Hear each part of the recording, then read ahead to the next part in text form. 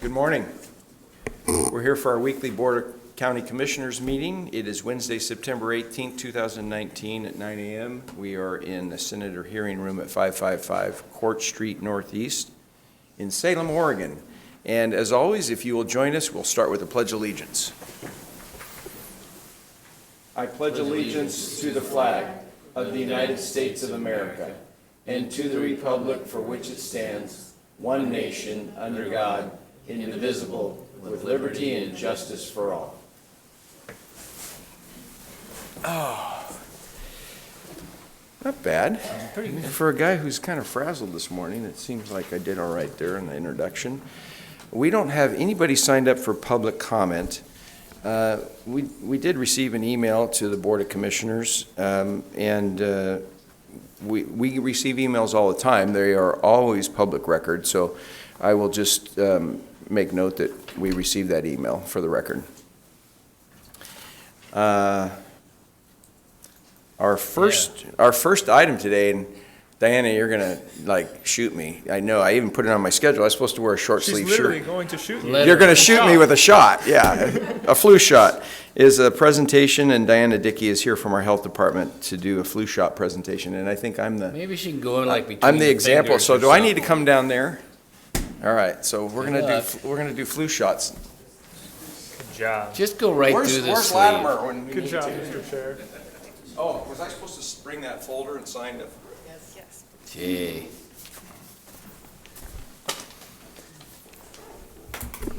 Well, thanks so much for having us here, and thanks to Commissioner Cameron for being willing to get your flu shot on camera and show everyone how easy it is to get a flu shot every single year. So we are here just to remind you that flu shots are recommended for ages 6 months and up every single year. There's a lot of formulas available. There's a flu mist, so it's a nasal spray for ages 2 to 49. There's a high dose available for ages 65 and older. And they're pretty available at local pharmacies, at your provider. We have some at the health department. So it's pretty easy to get a hold of a flu shot, and we recommend that you get one every year. So, and also for Marion County employees, there's a number of clinics at various locations that Marion County employees can get their shots over the next couple of weeks as well.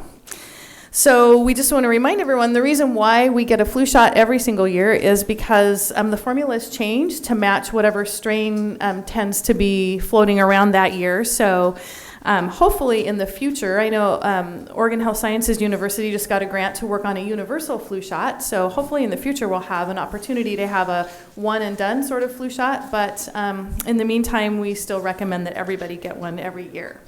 So I don't know if you have any questions. So the mist. Yes. Oh, you qualify. Is that what it Yeah. is? So if you're under 49, you don't have to actually get the shot. Is that right?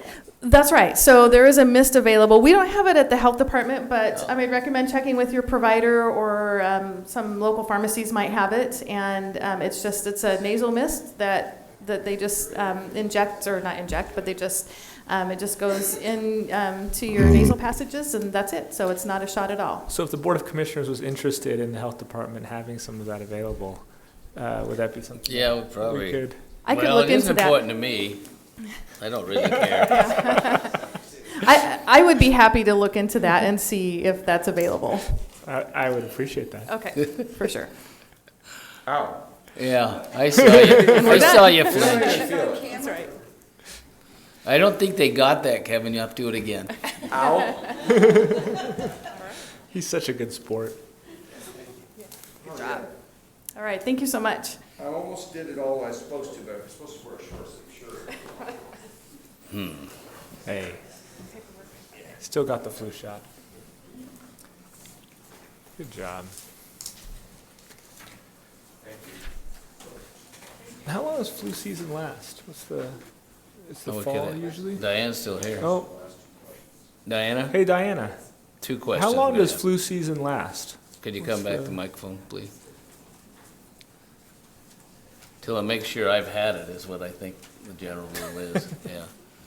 So flu season has already started for this year. So it pretty much it usually starts late August, early September, and it can go through late spring. This year we saw some in March and April. And it's never too late to get a flu vaccine. So if you get to later in the year and you're like, oh, I didn't get my flu vaccine, and it's January or February, go ahead and get it. It's still recommended. Okay, very good. Thank you. You almost ready there? Yeah, I'm going to do board session without a tie on this morning. Yeah, huh? look at you. Reminds me of my friend Representative Clem. I always ask him, how come you don't wear a tie? He says, I feel more comfortable without one. Well, you have a good excuse. Well, I have a flu shot today. Yeah, that's pretty good. All right, so I guess whose turn is it? It's me. Is it your turn? You're laughing at me still, I can tell. Well, I'm just wondering if you're gonna fall over on me next door, but Laughing we'll with see me. how it goes. Chair Cameron, I'd like to make a motion to approve the consent calendar this morning, and I'll read that. Under Information Technology, approve an order to revise Marion County Administrative Policy 705, Remote Access Control. Public Works, schedule a public hearing for October 9th, 2019 to consider amendments to Marion County Code, Title 16, the Urban Zone Code, and Title 17, the Rural Zone Code, related to beekeeping.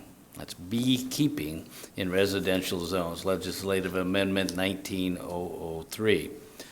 Receive hearings officer's decision upholding the planning director's decision revoking a conditional use, case 16014 Klopfenstein, and tax office approve an order canceling uncollectible personal property tax accounts in the amount of $37,927.87.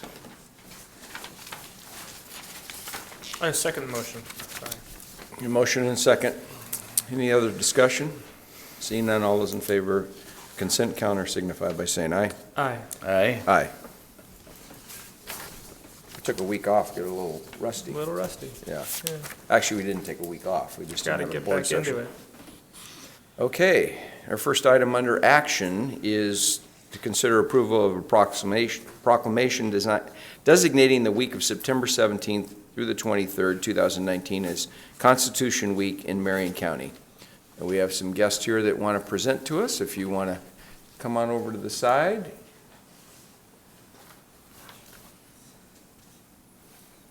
Introduce your, You've taken my mouse too. Wow. introduce yourself for the record, please. Good morning. My name is Day Westine. I'm with Chemeketa Chapter, Daughters of the American Revolution. Welcome, Day. Thank you. Yeah. You want to talk a little bit about Constitution Week and the proclamation? We're going to read it here after we Okay. adopt it. Well, this is our 232nd year of Constitution Week, and well, the Constitution was signed 232 years ago, and every week my chapter, we put out some posters in various stores, windows, businesses' windows. This year we have one at a tax accountant's window. Happens to be my tax accountant, but, twist arms. Sure. And some various other ones. And schools. Schools are supposed to talk about the Constitution this week. And yesterday, 2 or 3 of us walked around the block downtown with about 30 children from St. Joseph's School, and they were ringing bells and waving flags and chanting "America, America" as they went around the block. And they were having a great lot of fun.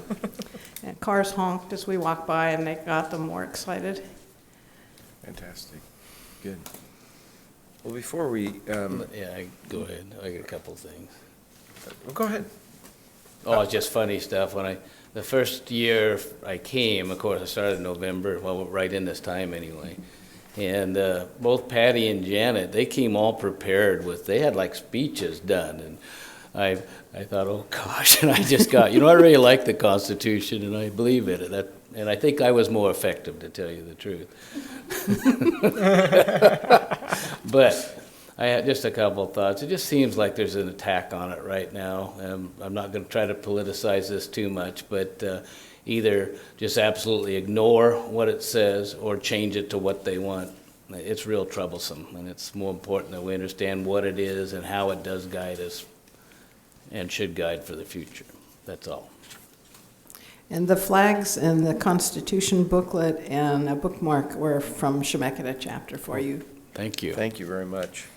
I thought it would be appropriate that we read the preamble. Yeah, I'll let you wanna- do that. No, wanna you can do that. okay, I great. do have a story, though, that I'll. Well, and Commissioner and I were just back in Washington DC last week on behalf of the citizens of Marion County, trying to, as you say, trying to bring some of our own Get our money money back here to the Marion County and some of the projects that are really important to the citizens. And every time I go to Washington DC, and I'll never forget my first trip in 1977. And my favorite attraction as a kid growing up at Disneyland was the Great Moments with Mr. Lincoln. Mm-hmm. And I'll never forget, it was like at 1 o'clock in the morning, I pulled into Washington DC after a lightning and thunder and rainstorm. And I was 21 years old, and I walked up the steps of the Lincoln Memorial and wept. And every time I go back to Washington DC, there's some awe moment that I have. And this year I went for a run on Monday morning before our meetings, and I got to the front of the Capitol, and they wouldn't let you totally go up the steps, but when, I just stood at the front of the Capitol and thinking of the history and everything that this country has stood for and gone through to be able to be doing what we're doing here right today, and then the citizens being able to go to work and the kids being able to go to school in this free country and make choices that we're allowed to do. So I want to read the preamble, if you don't mind, before we do the proclamation. The preamble to the Constitution of the United States of America. We, the people of the United States, in order to form a more perfect union, establish justice, ensure domestic tranquility, provide for the common defense, promote the general welfare, and secure the blessings of liberty to ourselves and our posterity, do ordain the establish this Constitution for the United States of America.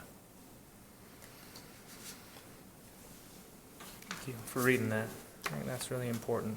I had this memory experience. I was visiting with a couple of immigrants to this country, and they were a couple. They had some young kids, and they were asking me, I was at a law school, and they were asking me kind of about our government and how it works and everything. And the wife didn't speak any English. But I had written out the Bill of Rights on a whiteboard, and she got really animated, and she started pointing at it. And in kind of broken English, she said, "How do I get those rights? How do my children get those rights?" And it was clear that they had gone through so much, and all she wanted was the freedom in our Bill of Rights, right? She wasn't asking for food or medical care or, all she wanted was the promise of the freedom in our Bill of Rights. And so I think that just reminds me how lucky we are and how precious this Constitution is and those rights that we have are. So thank you for reminding us of that and for teaching those kids about this document. So if you want to make a motion to...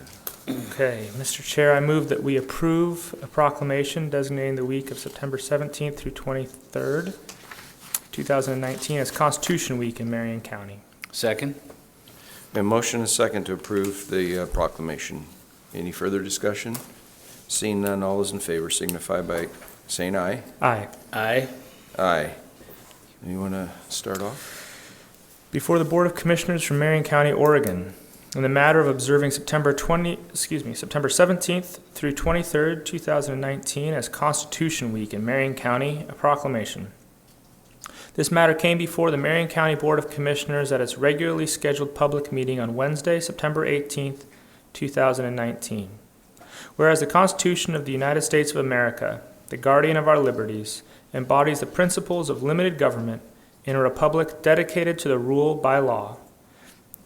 And whereas we celebrate our heritage as a country bound together by fidelity to a set of ideas and a system of governance, first laid out in America's Constitution, the product of fierce debate and enduring compromise, our nation's Constitution has guided our progress from 13 to 50 United States that stretch from sea to shining sea.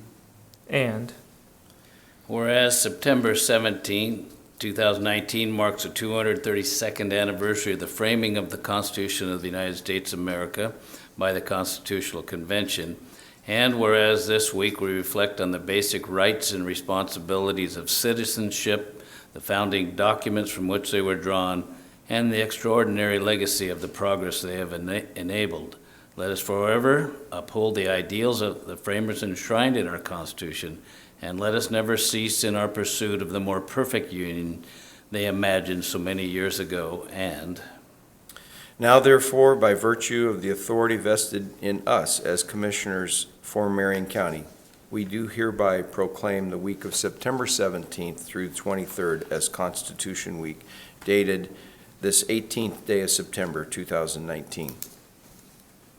We will sign the proclamation and we'll get you a copy. Thank you very much. Thank you very much for your work, your service.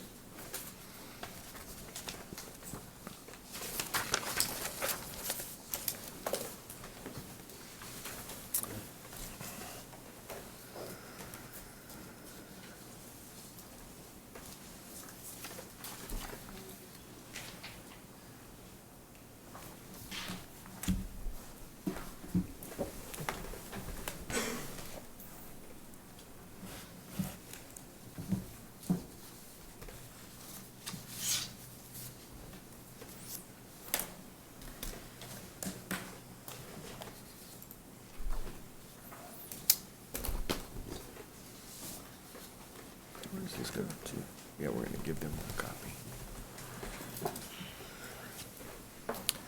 Thanks, Brenda.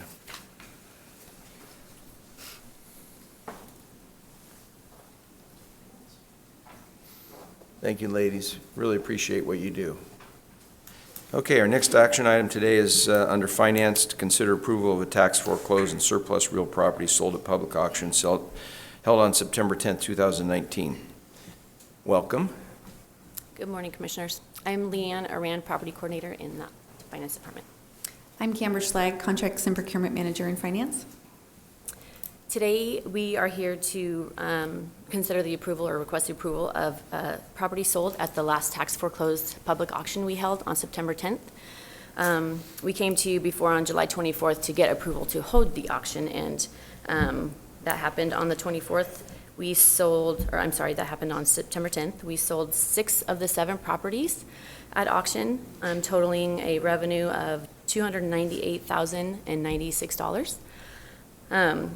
The properties that we sold were we sold 2 properties in Mount Angel as one, a former gas station at 140 Palmer Street. The minimum bid was starting at $215,595, and we sold it for that amount, $215,595, on a 10-year contract with the county. The next property was also sold as a double. It was a property in Aurora at 20853 Filbert Street. It was a piece of property with a manufactured home on it. Those were sold as one unit. The minimum bid starting for that property was $66,848. It sold for $69,000 at the highest bid, also on a 10-year contract with the county. The next 2 properties were sold as cash sales. One of them was a vacant lot off of North Fork Road in Lyons. The minimum starting bid was $270. It sold for a high bid of $7,000. The last property was also a vacant lot off of Santiam Highway in Idana. We marketed this as a small little cool camping spot, and the starting minimum bid was $165 for that. The high bid was $6,500. So we did have a successful auction with a record number of attendees and a record number of actual bidders, which over doubled from the previous auction, which was great. So We are just requesting that you approve these sales so we can get these added back to the tax rolls, and that can get dispersed between the taxing districts and the county. So I'm just looking at this, 3 of these were sold on LSCs, right? Land sales contracts? So 4 property ID numbers, but they were sold as 2 contracts. Which one? The property in Mount Angel. Right, was sold as 2? Is sold as 1 contract. It's 2 properties sold Right. as 1 contract. Okay. And then the one in Aurora also is 2 properties sold as 1 contract. When we do those, and this is, I think we've already asked this question, but just from my memory, when we do these land sales contracts, are they pretty tight for foreclosures if people aren't making those payments on a certain schedule? I don't know in the past. I'm still sort of new here, so I haven't had to deal with that situation. But as far as the policy, if they don't make their first payment within 30 days, we can re-foreclose. Okay. All right. Okay. I don't have any questions, so if I could, I'd make a motion that we do approve the tax foreclosed and surplus real property sold at public auction held on September 10th, 2019, and that we just discussed. I'll second the motion. We have a motion and a second. Any further discussion? Seeing none, all those in favor signify by saying aye. Aye. Aye? Aye. All right. Thank you. Thank you. Actually, good job if you see those prices. Yeah, especially that one that was, what, real market value of $300 and some odd dollars. And you think Sold for nobody'd want it? $7,000, right? Great. Good. Okay, our next item under Health and Human Services is to consider approval of a contract for services with Constance Henderson LLC in the amount of $162,000 to provide psychiatric mental health nurse practitioner services through September 2020. Hi. Sydney, welcome. Thank you. Good morning. I'm Sydney Nestor, Behavioral Health Division Director for Marion County Health and Human Services, here this morning to ask for approval for a contract, as you stated, with Constance Henderson, who's a psychiatric nurse practitioner who works in our adult behavioral health program. She's worked for us under a contract since October 2017. She provides a variety of services, including psychiatric assessment, prescription of psychotropic medications when appropriate and when the individual is interested in that as part of their service delivery, consultation with our qualified mental health professionals and our qualified mental health associates and peers who are working together in team-based work to support individuals served at adult behavioral health. And so we'd just like to continue her contract. Okay. Any questions? If I may, Sydney, where does she work out of? Is it Silverton? Out of the Silverton Road office. Great. That's all I got.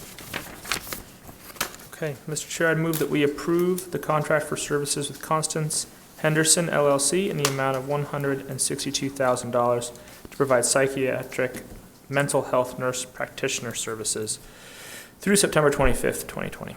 Second. A motion and a second. Any further discussion? Seeing none, all those in favor signify by saying aye. Aye. Aye? Aye, okay. Thank you very much. All right, thank you. Appreciate your work.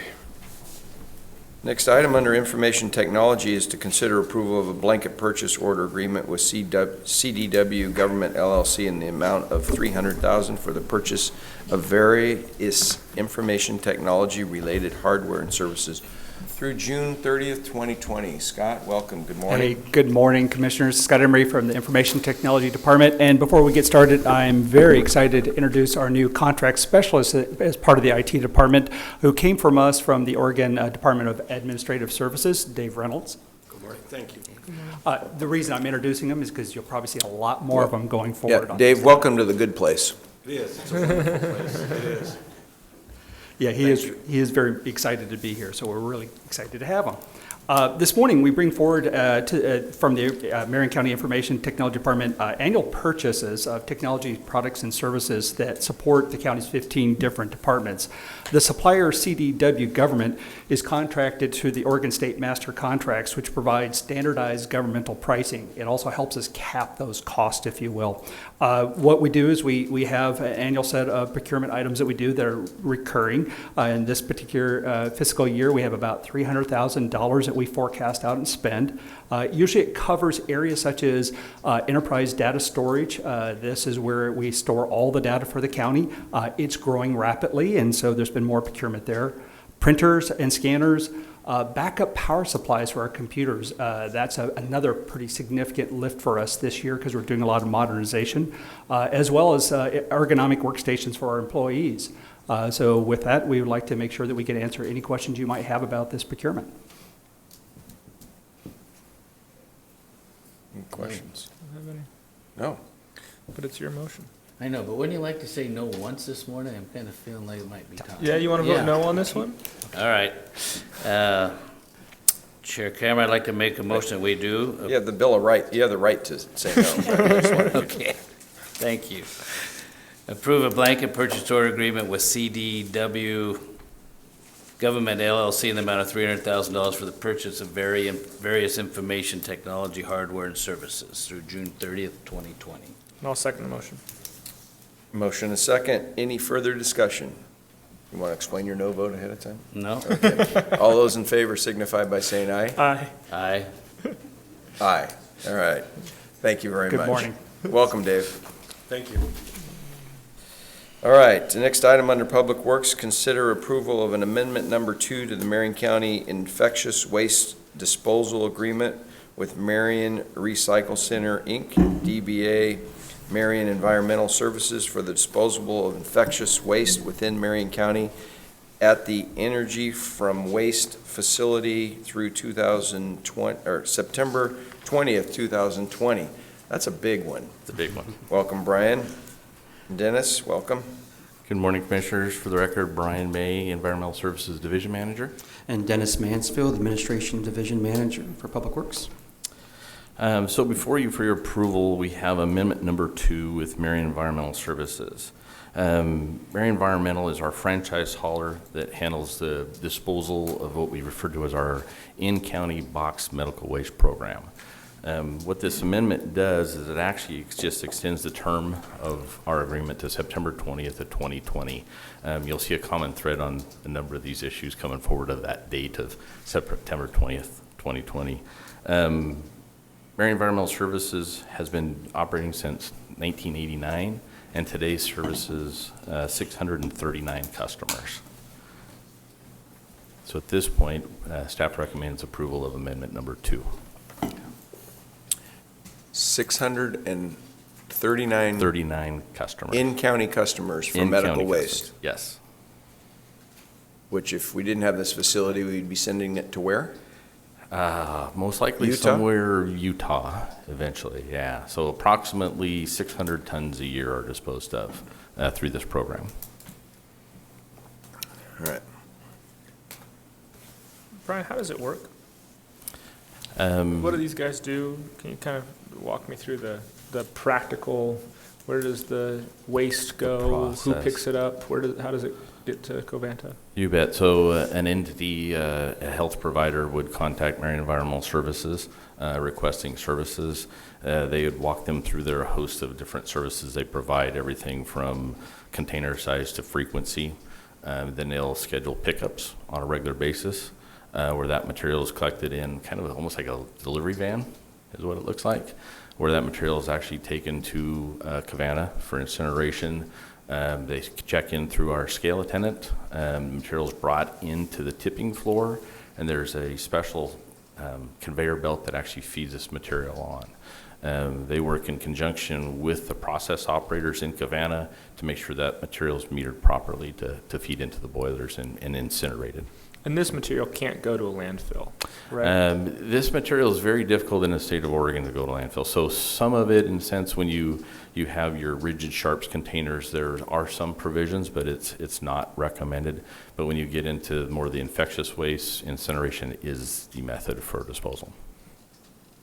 So if we don't have a waste energy facility in Oregon, we got a problem on our hands Correct. managing this waste. Is that right? Yeah, we're aware that most of the material that isn't coming in the state would be shipped off to Utah at this point. Got it.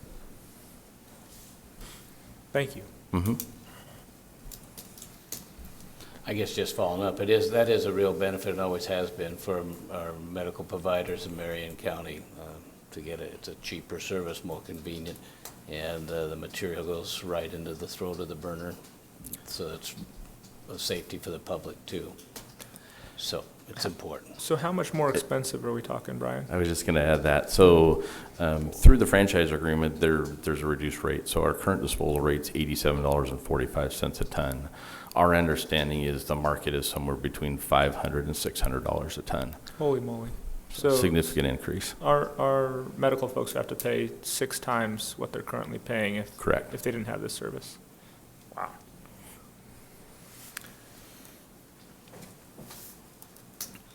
That's a lot, right? Don't get me started.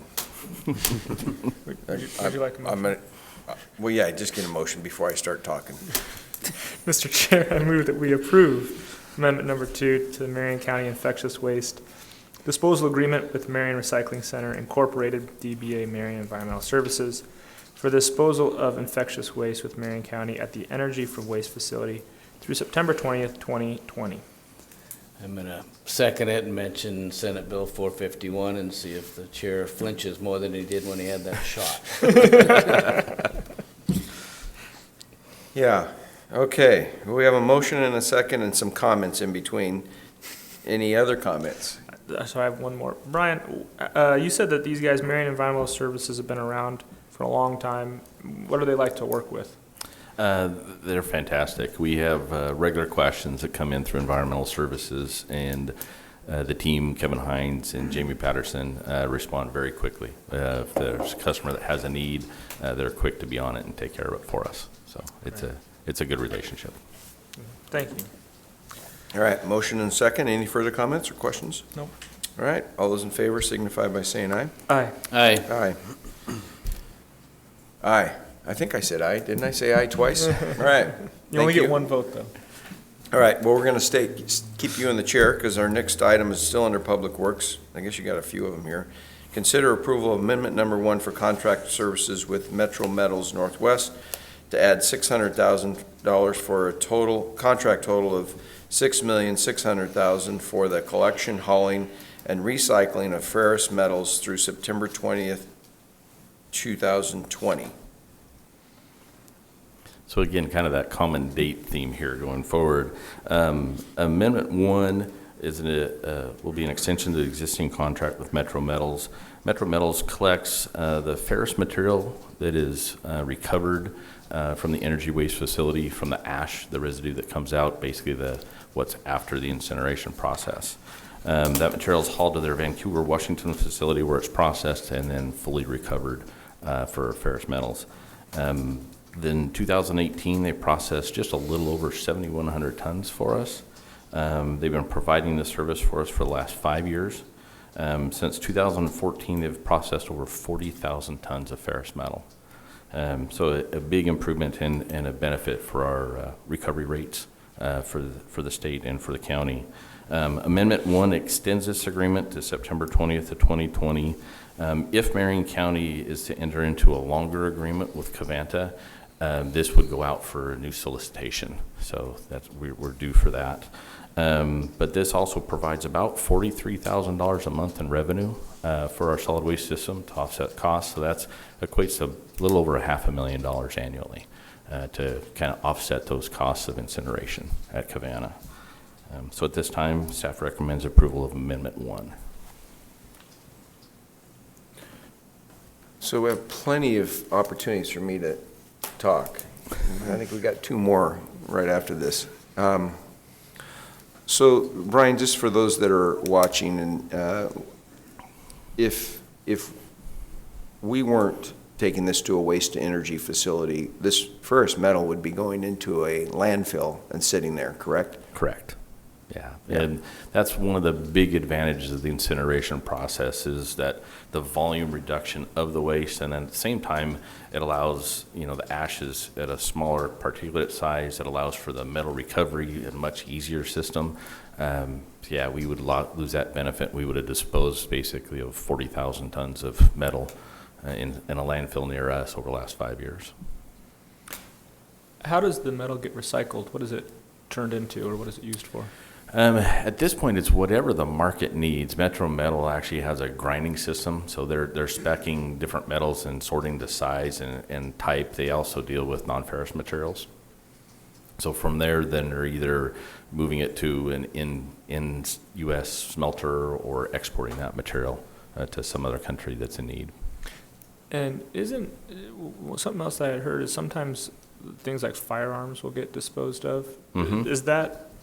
Are those considered ferrous metals? Is that part of this? That would be part of that, yeah. So as part of our metal recovery process that we were doing out at the monofill, we have a couple really mangled examples of those coming through. But yeah, those would be ground up and processed and then refined to a new metal to be used somewhere else. And that's important for some of our law enforcement agencies, isn't it? Because they sometimes they confiscate weapons and they have to dispose of them.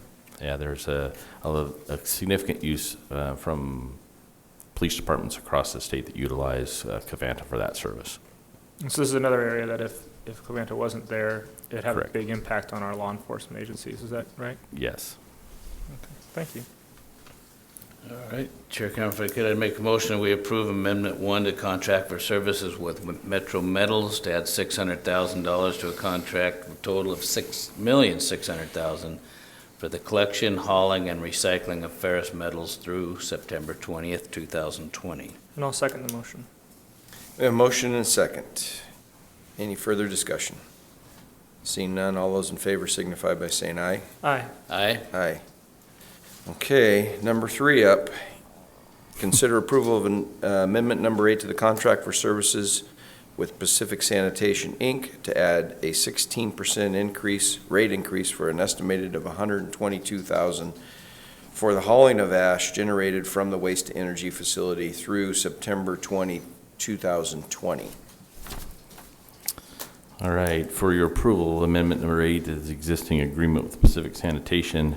Pacific Sanitation is our franchised hauler that hauls the residue ash either to Coffin Butte, where it's used as alternate daily cover, or up to our ash monofill, where it's just entombed for future opportunities for metal recovery. In 2018, there was over 36,000 tons of ash hauled. About 2/3 of that went to Coffin Butte, the other third going to our ash monofill. The amendment extends the contract again to September 20th of 2020. Also, there's a rate increase here of 16%. So they have not had a rate increase for the last 3 years. This equipment is unique in a sense that it's not your standard garbage hauling equipment. The ash is very abrasive. It does break down equipment at a fairly fast rate. The situation we're in now is we should be going into a longer term contract for this haul. But because of the uncertainty with Covanta and when we're going next, we keep going into these short little contracts. So they're basically just trying to keep that equipment running, so their costs are going up significantly as part of that. So again, in this situation, when we go or if we extend our contract or renew a contract with Covanta, we'll be working hard with them on new equipment and what that would look like and what that duration would be.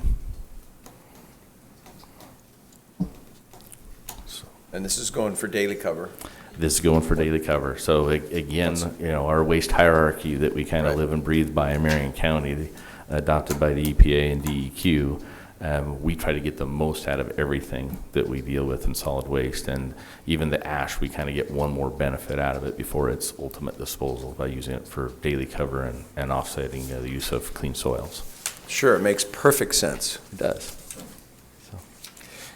Totally perfect sense. It's really good. And Brian, this 16% rate increase, this isn't going to be seen by folks at home. This is just a cost that we're going to incur. Right. As the Yeah. county. Okay. As part of the kind of the 1 year portion of this, yeah, it'll be an increase of approximately $122,000 within the environmental services budget. Okay. Thank you. Ready for motion? I am. Mr. Chair, I move that we approve Amendment 8 to the contract for services with Pacific Sanitation Incorporated to add a 16% rate increase for an estimated $122,000 for the hauling of ash generated at the Energy from Waste facility through September 20th, 2020. Second. We have a motion and a second. Any further discussion? Seeing none, all those in favor signify by saying aye. Aye. Aye. Okay, our last item that makes perfect sense. Consider approval of amendment number 4 to contract for services with Covanta Marion for additional terms and conditions and extend services for the supply and processing of solid waste through September 20th, 2020. So as mentioned before, the reason for the prior 3 is basically the amendment for extending our existing contract with Marion Environment, or Covanta Marion. Covanta incinerates approximately 170,000 tons of waste annually for us, while at the same time producing 13.1 megawatts of electricity, recovering, as mentioned, over 7,000 tons of ferrous metal and another over 400 tons of non-ferrous, in addition to handling 600 tons a year of our in-county medical waste program, and then an additional about 300 tons for our police departments throughout the state for their needed destruction. Covanta has been incinerating our waste in Marion County for over 30 years. The extension does a couple things. One, extends the term to September 20th, 2020. And again, the main driver for this is to give Covanta that opportunity back to work on legislation, as mentioned, Senate Bill 451, that did not pass the legislature last term, to give them an opportunity to solicit for those renewable energy credits. This is a significant impact to the solid waste system because that is some additional funding to environmental services that helps keep those costs down for our customers and can have significant impact on our waste reduction programs and our efforts within the county. The amendment also for the supplemental waste program sets a limit of 7,000 tons of material. This was not set before. It also sets a rate of $100 per ton that Marion County will receive for each ton that's processed in the supplemental. It also puts a penalty in place. Our prior contract did not have penalties.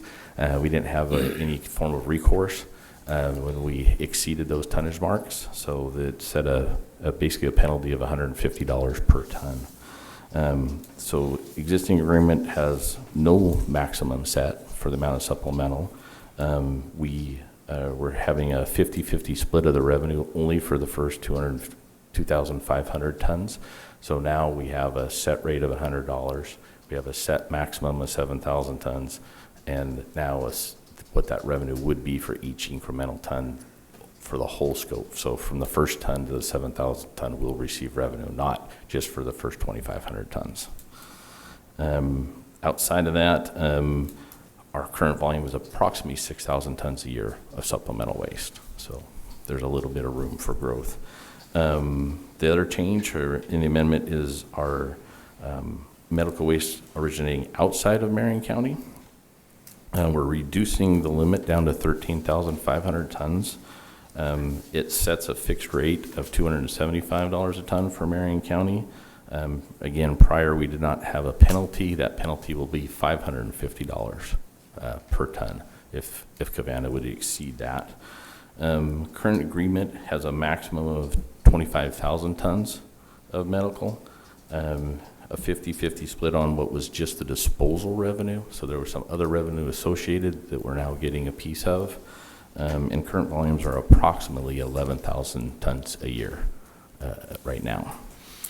The third provision and last with this amendment is the change in law. So currently Marion County accepts all responsibility for change in law. So an example is if there were a regulatory change that required Covanta to install new equipment or new assets to address that issue, Marion County would be responsible for that expense. With this change, that puts that back onto Covanta, and Marion County no longer has that liability. So 1 year. 1 year. I got to speak. Go ahead.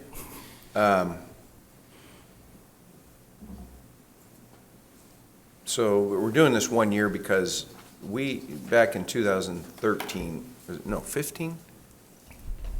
Okay, Barb's not here. I think it was 2015, I believe we got, maybe it was a short session, 16. I can't remember. We ended up in the coal to clean bill, we ended up with waste to energy being renewable. Mm-hmm. As in 36 other states within the United States and Correct. Europe and the feds that recommend it as renewable energy. This last session, the body that's over there now does not think it's renewable, unlike 36 other states and the feds and Europe. And we're doing this 1 year contract because we don't know if we're going to be able to continue this program if we don't get those renewable energy credits. We've been processing waste at this facility for 30 years. We'll get an email saying we're killing people or hurting people or whatever. They were wrong in the 80s, they're wrong today. And there's no evidence anywhere of any of that. If you look at the records of the things that are coming out of the, and here's the real thing that whoever, probably nobody's watching that needs to be educated on this issue anyways. If you think of it, you can measure everything that's coming out of this system. This is what really gets me, is we can be accountable, or Covanta can be accountable for everything that's coming out of the system. The water, the smoke, the steam, or whatever's coming out, the ash. I mean, you can measure everything out of this.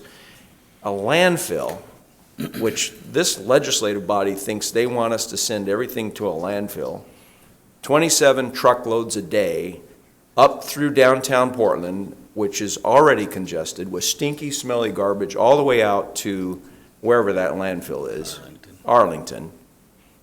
9,800 trucks, round-trip trucks a year. They're not even going to consider the carbon footprint. I mean, they're all worried about carbon. They don't even consider the carbon footprint of diesel trucks running up and down the freeway. It's insane. Throw in the methane generated by raw garbage. You can't measure any of that. I mean, they say they can, but they don't. Once it's So, capped and captured. I hope somehow, and we're willing to do this, right? Find ways to get plastics out of the system. We run the best program in the state. Whoever beats us cheats. I know that. We run the best program in the state. We've stayed up on top of it. We've invested in the technology, and this state needs to recognize what we do. And I have to give some compliments to leadership in the fact that Senator Courtney has really tried to help us, and even Speaker Kotek last session tried to help us, but just couldn't get it done because of the wackos that are running things over there environmentally don't recognize what is good for this state on an environmental basis. It's just totally insane that they don't figure it out. So I'm sure that everything I just said has been recorded, and somebody's going to listen to it, and it's really not going to help our cause over in the building, but I needed to say it because I've just been so frustrated that this great system is being hijacked. And 36 other states, Europe, and the federal government recognize it as renewable energy. Instead, we're going to send truckloads of garbage, put it in the landfill. So good job, by the way, on this contract, and all those that have worked really hard. Now I'm going to say that because I know Jane, legal, you, Jan, Barb, you've all been working really hard with Covanta to get us to where we're at, and we're going to work really hard to see if we can make some progress in the legislature. If not, we'll do the best we can for the people in Marion County, which we always do. You bet. Okay? I got it out. I'm shaking. Well, relax, but you're so right. So let's hope we can get this done this year. Chair Cameron, I'd like to make a motion that we do approve Amendment 4 to the contract with services for Covanta Marion Incorporated for additional terms and conditions, and extend the services for the supply and processing of solid waste through September 20th, 2020. I'll second the motion. We have a motion and a second to extend the contract for a year. All those in favor, any further discussion? I just have one comment. Yeah. I think one of the things that's frustrated me about this process is garbage management isn't the sort of thing that should be a partisan issue, right? It's not. All of us care about doing this in the most environmentally friendly way. We care about folks being able to dispose of their garbage and recycling efficiently and effectively. And so I think what's frustrating to me is we have our medical providers who depend on this system. We have our law enforcement agencies who depend on this system. If your system doesn't work, it becomes a big problem, right? We take this for granted. And what frustrates me about this process is here we are signing a one-year contract because of the uncertainty that we have in the system, and that uncertainty is based on some sort of partisan fight that I don't even understand kind of where it comes from. So I think that's something that I find a little bit frustrating in all this, is we have real people doing really hard jobs, trying to keep us safe, and some fight over garbage is potentially going to impact their work. I find that to be very frustrating. So I forgot to mention generating enough electricity to Sure. power wood burn, right? All right. Anything else? that's it. Okay, we have a motion and a second. Any further discussion? Seeing none, all those in favor signify by saying aye. Aye. Aye. Aye. Thanks for your good work. Thank you very much. And thanks for listening to my comments, because I know you don't need to hear them.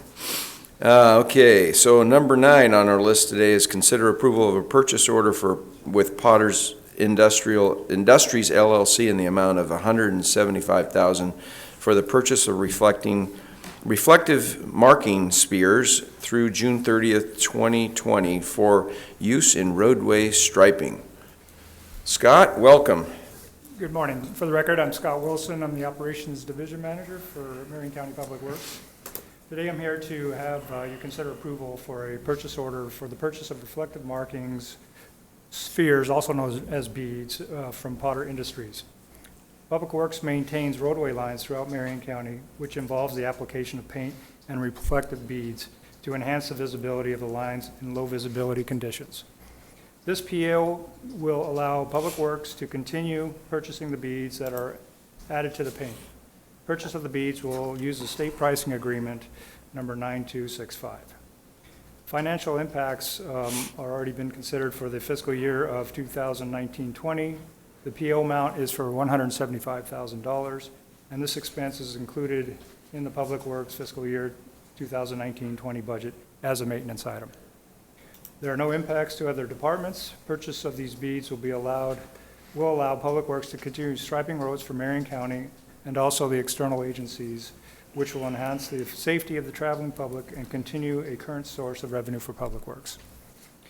Options to consider: 1 is to approve the PO and allow continued purchasing of the beads from Potter Industries, or 2, deny the approval of the PO at this time and direct Public Works to source a different product.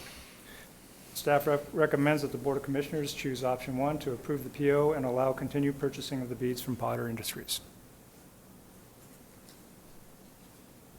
So, just a question, did you do the paint right along It got there? canceled. Because of the weather problem? Yeah, yesterday I was supposed to do it. So I remember doing, in my ride-along, they talked about this, so they actually put these beads down before or at the same time they're painting, right? 'Cause That's correct. They dry into the, They kind of sprinkle it right on top of, right through the paint. yeah. They didn't let me do that because they were afraid they'd waste too many beads, They have to come back and That repaint was the lines. wise. Yeah, all right. We know what this does in safety for our roads, and it's a good thing, so. Mr. Chair, I was out there though to give service awards, and I want to compliment Scott here because he has a very open dialogue with his employees that he manages there. They were up there visiting talking about some of the changes and what concerns people have, and those employees were not afraid to tell you what they thought.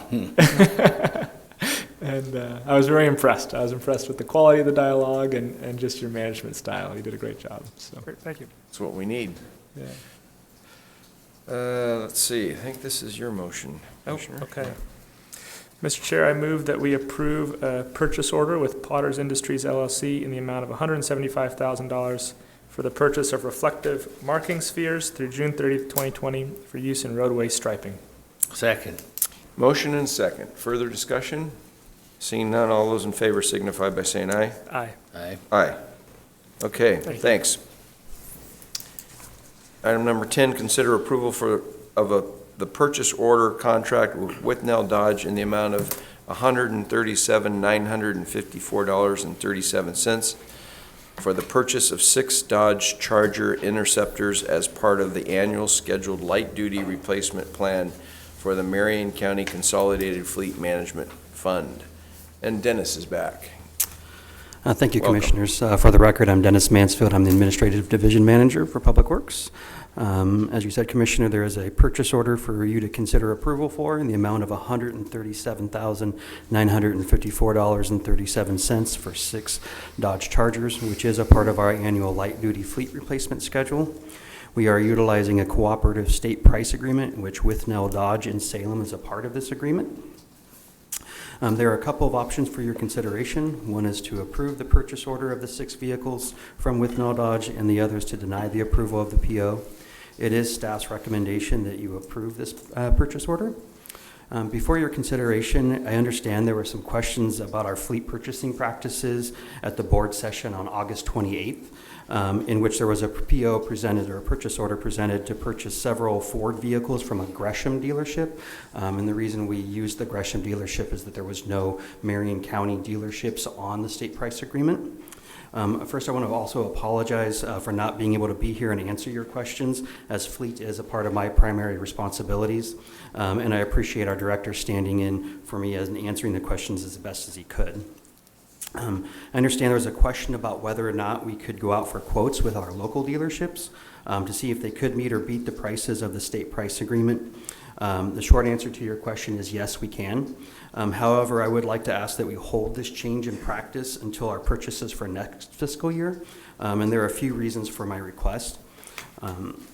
We've always been instructed to use cooperative price agreements whenever possible before going out for quotes or proposals.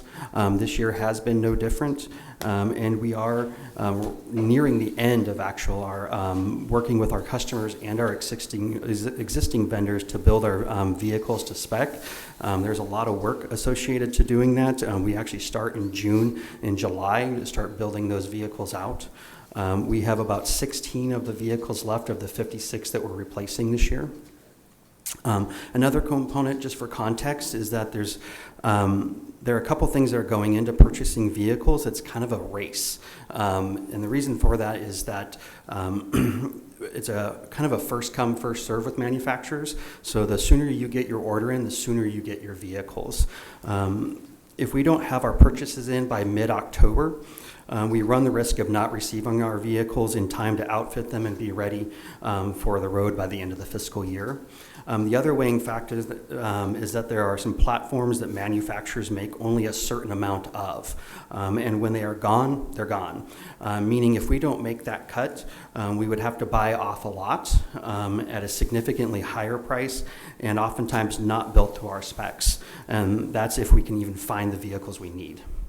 The last thing I want to point out is that all dealerships that put in a bid for the state price agreement were awarded. So this means that no Ford dealership in Marion County put in a bid.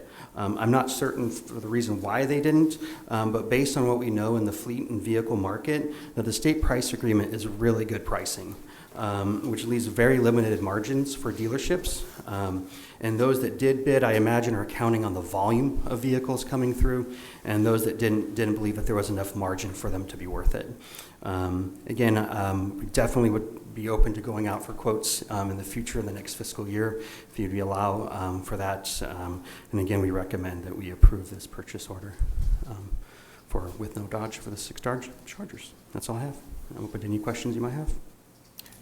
Yeah, Dennis, these vehicles are used for these ones Dodge that Chargers we're are for looking the at right sheriff's here. office. Okay, because the one we had on, what it was, August 28th or whatever, those were for sheriff's office too. Correct, yes. So are these different type vehicles? Yes. So a Dodge Charger is more like a sedan-style vehicle. Okay. And then the Fords that we're purchasing were more of their Interceptor SUV. Oh, okay, for all right. patrol. All right, got it.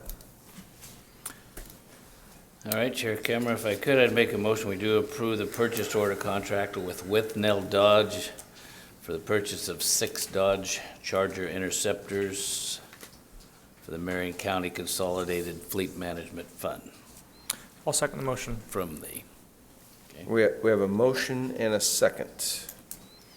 I'll just look at legal counsel here. I serve on boards with Dick Withnell. I just want to make sure that I don't have a conflict here. I think all you have to do is state that on the record. Yeah, I serve on various boards with him, for example, I don't even need to say which ones, but yeah, all right. And I think he's not even involved in the business anymore. I think his son is, so whatever. If I may, I thought you actually brought up a really good point last time about,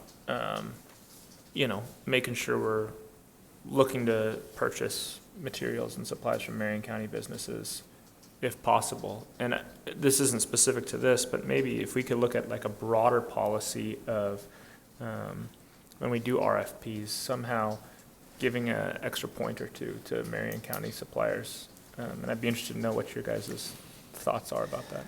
it's hard to do, I know that. I saw Camber flinch and Jane rear up, but the thought is right. If there's a way and they're the same price, you'd certainly rather deal locally. We represent the people of Marion County, and so if folks are providing quality goods and services that we as a county can purchase, I think that'd be a good thing. So. Yeah, and I heard Dennis say that it's too late now, but right, it's considering that out into the future. It is a May language on the cooperative agreement, so we don't have to participate. So we can go out for bid. Right. Yeah. Well, there may be other considerations too. I just think this is something that we should think about. Okay. Okay, we have a motion and a second. Any further discussion? All those in favor of approving the contract signify by saying aye. Aye. Aye. Aye. Okay. Thank you, Commissioners. Thanks, Dennis. And the director did do a pretty good job of explaining, so. All right. Item number 11 today, consider approval of the incoming funds project grant agreement with Western Federal Lands Highway Division in the amount of $864,635 for the chip sealing of North Fork and Gates Hill Road. Scott and Ryan are here, which is, by the way, the nicest road in Marion County because they just keep giving us money to take care of it. Good morning, Commissioners. For the record, I'm Scott Wilson, Operations Division Manager. And Ryan Crother, Capital Projects Manager. Today we are seeking approval and signing of the project agreement with the Federal Lands Highway Department and Marion County for the chip sealing of North Fork Road and Gates Hill Road. Capital projects role in this project is for the design and the permitting, and operations will be performing the work. Ryan has offered to present some of the details of this project, and we'll be open to for any kind of questions you may have. All right, this project is in eastern Marion County. It runs from milepost 0 to milepost 15.2 on North Fork Road, and milepost 0 to milepost 3.8 on Gates Hill Road.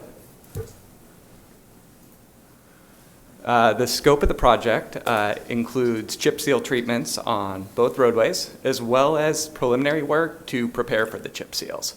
Vegetation control, shoulder prep, crack sealing and asphalt patching, and culvert replacement. This is so that we can essentially make the roads ready for this treatment. Once we do the chip seal treatment, we also have some finish work anticipated, including a fog seal and then centerline and shoulder striping so we can put the road back to the condition it was prior to the treatment. The estimated budget for the project estimate for this project is $1,436,275. The federal share is $864,635, and the county share is $571,640.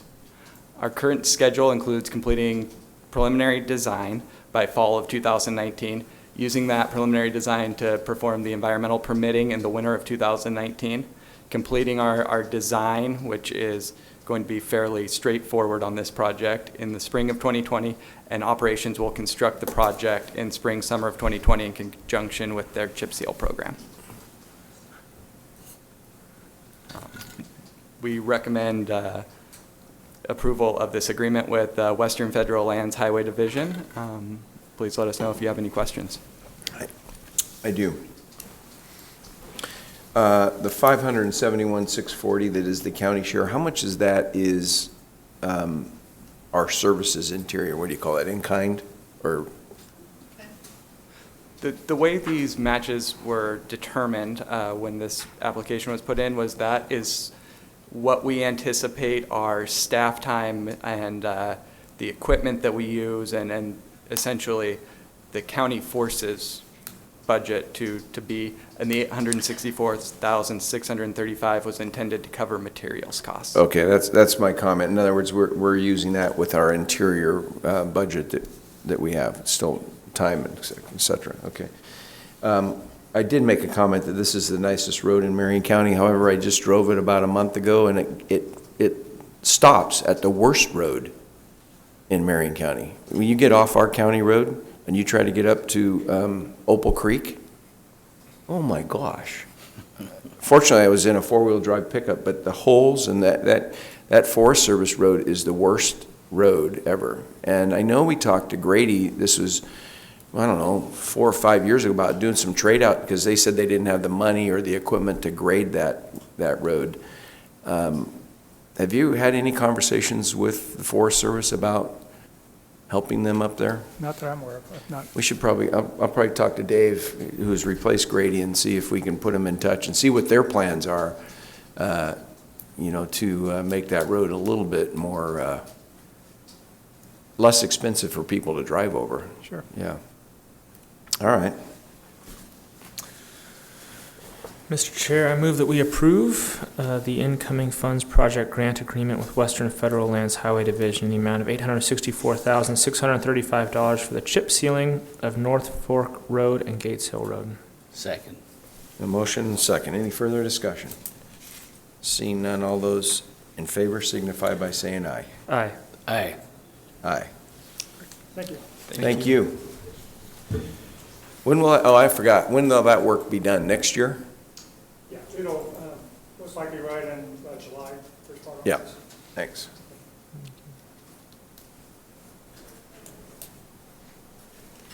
Okay, item number 12, consider approval of contract for, under the Sheriff's Office, contract for services with Dr. Lance Loberg, MD, in the amount of $522,000 to provide physician services for the Marion County Jail and the Marion County Juvenile Detention Center through June 30th, 2022. And I don't see the sheriff here today, but I do see a couple other individuals. Tad, welcome. Thank you, Mr. Chairman. Good morning, members of the board. For the record, my name is Tad Larson. I'm the jail commander for the Sheriff's Office. And I'm Kate Abraham. I oversee the medical department there at the Sheriff's Office Jail, and I'm a lieutenant there. Welcome. Thank you. As you mentioned, the contract before you is a collaborative contract for doctor medical services between the jail and the juvenile facility here in Marion County. Dr. Loberg is the current provider. He's also credentialed to the Salem Hospital in an effort to maintain continuity of care between custody and community. Lieutenant Abraham will talk briefly about some of the services that Dr. Loberg currently provides at the jail, and then we're available for questions if you have them. So we have Dr. Lance Loberg, who provides services twice a week to the jail, and they see inmates as needed. He also works with a nursing practitioner who's down in Millen. And he also provides 24/7 on-call services. So if our nurses who work at the jail have any questions about a patient, then he's available to call for consult. Good. And this is a 3-year contract, is that right? Yes, sir. Yep. Any questions? No. Good. All right. Good. All right, I make a motion that we approve the contract with Dr. Lance Loberg for physician services for Marion County Jail and the Juvenile Detention Center through June 30th, 2022. I'll second the motion. A motion and a second. So he comes to the jail twice a week, Commander, and then he goes to juvenile twice a week too, or? I don't know the frequency. He's at Okay. juvenile at least once a week. They have a much smaller population, as you Right. know. I don't know that it's necessary twice a week there, but the most valuable asset from this contract is really the on-call service. The site visits are wonderful to have the inmates seeing like patient care in the custody facilities, but that on-call service is used on a daily basis. Yeah, great. Okay. We have a motion and a second. Any further discussion? Seeing none, all those in favor signify by saying aye. Aye. Aye. Aye. Okay. Thank you. Thanks, Kate. Thank you. Under the Sheriff's Office, item number 13, consider approval of incoming funds intergovernmental agreement with the Oregon Department of Corrections for the 2019-21 biennium ending June 30th, 2021 in the amount of $486,905 to divert qualified offenders with custody of minor children from prison to probation with the intent of keeping families intact. And the Under Sheriff and Commander. The no longer come under sheriff. Well, and the first time Commander, Commander's been with us, right, as a commander. This is the first in this capacity. Congratulations, by the way. Thank you. Yeah. I feel honored. Good morning, Commissioners. Again, for the record, Jeff Wood. I'm the Under Sheriff of Marion County. I am here with Commander Kevin Carvandi. We are asking for permission to approve an intergovernmental agreement with the Oregon Department of Corrections to further and continue with our Family Sentencing Alternative Pilot Program, or FSAP. Just to give a little color and context to this program, although our board session agenda review form correctly lists the current law was modified in 2017 under House Bill 3078. It actually started before that, during the 2015 legislative session under House Bill 3503. This was one of those bills that was championed by late, great Senator Jackie Winters. And if you remember, during this time, the Oregon Department of Corrections, or maybe more precisely, the female population within the Oregon Department of Corrections, was reaching a level where they might need to open a new women's prison. Knowing that that was an untenable cost for the state, legislative leaders, including Senator Winters, and knowing that that population, like our jail survey, our transition survey, has indicated, this is a population that has predominantly an overwhelming number of children that are affected by incarceration. During this time, we had been engaging in a number of prison diversion efforts, and local legislative leaders were looking at a program loosely modeled after a program in Washington State to more accurately divert a segment of the population under the current statutory allowance that we've been doing within our Senate Bill 416 prison diversion program that would specialize with parents who have custody of children with concurrent jurisdiction with the Department of Human Services, Child Welfare, and dependency courts within Marion County. The Sheriff's Office, Marion County, we have had a drug endangered children's unit for the better part of 15 years that does collaborate with dependency court at the juvenile system, with the district attorney's office, with Department of Human Services, and obviously our treatment providers. And so we were one of 5 counties that, for lack of a better term, applied for this funding. And currently, Washington County, Marion County, Multnomah, Jackson, and Deschutes are the 5 counties that receive this type of funding to address sort of the intergenerational cycle of criminality within families. The good thing about this program is, one, I think some of our best POs, which Commander Carvandi will explain in a moment, are involved in this program. It allows for a shared, coordinated case planning so that we don't step on each other's toes, that we are all singing from the same sheet of music, so to speak, and that we have an effective intervention both for the parents, but also the children, so that they don't get affected, one, by incarceration, and two, that we can keep the family together during this period of time. So if the board is amenable to this, I will turn it over to the commander, and he can give some programmatic details. Good morning again, Mr. Chair, members of the board. For the record, Kevin Carbondi, Commander of Community Corrections Division. It is kind of an exciting day for me, my first go around, and I appreciate that I get to participate in this. Our Family Sentencing Alternative Program was launched in 2016, as you're aware, 4 years under our belt, built on that framework of our previous Senate bill, our current 416 program.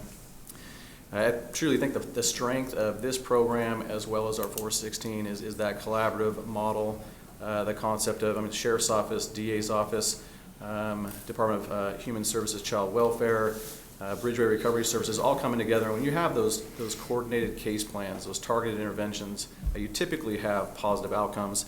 Up until this summer, we did not have any, in terms of outcomes, those are the questions we should be asking. Are we reducing risk? Are we reducing recidivism? And so on. We typically have to wait three years to get any type of recidivism data. So we were right at that point. Granted, it was, so this Criminal Justice Commission are the ones who we really do lean in on to get this information over the summer.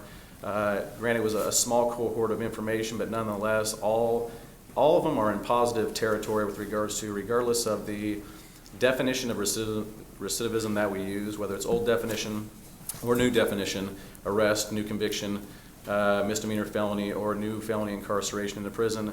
Regardless of those metrics, if you compare FSAP program graduates with general like population, they clearly outperform the general population, which is a similar trend we're seeing with 416 and our other programs as well. And we just look forward to continuing it.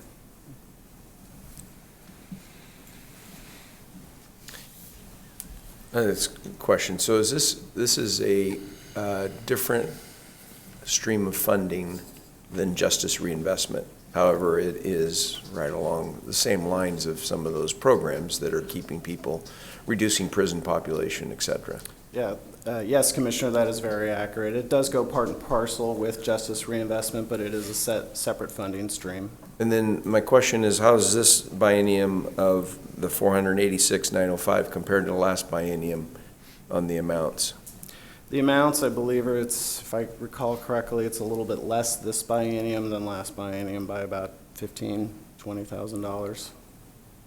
Do we expect to have a reduced number in the program? Our total numbers, I believe our total numbers are in the high 20s. The expectation is that we manage the population probably commensurate with the same numbers that we've been having in biennia past. With less dollars? With less dollars. Maybe they should start to expect their prison population to go up. Never mind. There I go. Forget it. Commander, so this has been going on for 4 years? Yes, sir. And you have 20 to 30 people in the program every year for the last 4 years? Yes, approximately. And how do you qualify for this program? What? So really, if you look at our Senate Bill 416 prison diversion program and FSAP was really modeled after that. Same target population, nonviolent property drug offender. The only twist to FSAP is the component where they have custody of a minor child, and really it's to keep the concept is keeping the family whole, not going down the foster care path, and also not going down the path of mom and dad going to prison and children following suit. And so that was a recognized area and targeted need.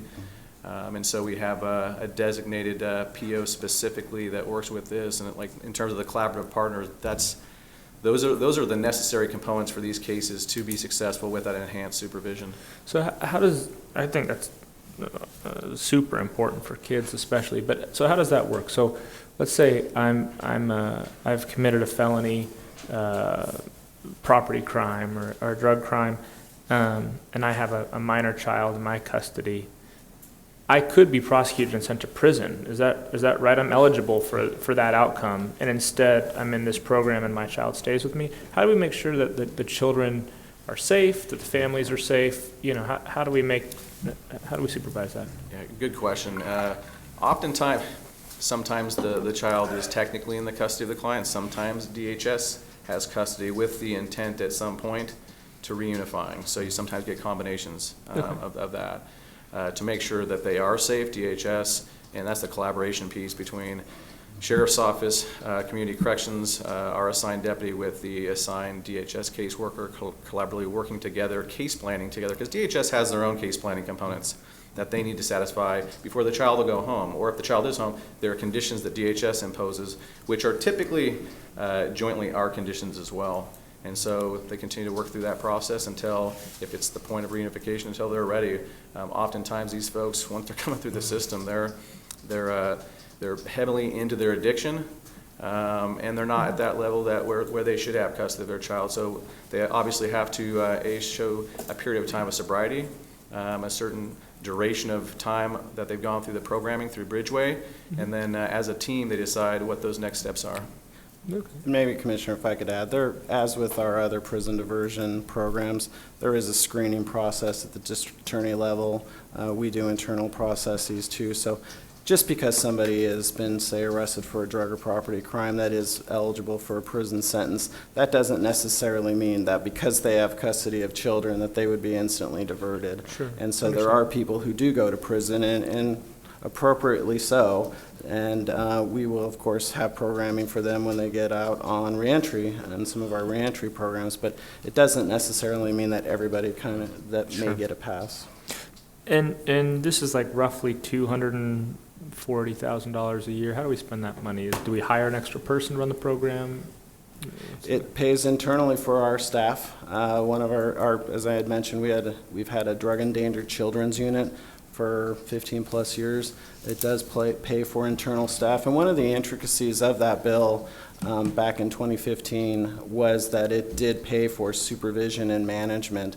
Those POs do receive specialized training. They do interact with the children, and there are minimum contacts that we expect of them and things that we expect them to do in the community. And so they do have a much lower caseload threshold than, say, our average parole and probation deputy, but that is to engage that entire family, if that makes sense. Got it. Yep, absolutely. Thank you. I don't understand how we're going to maintain the same caseload with less money when we just approved a contract that costs go up, PERS goes up. Again, common sense does not prevail. Sorry. Just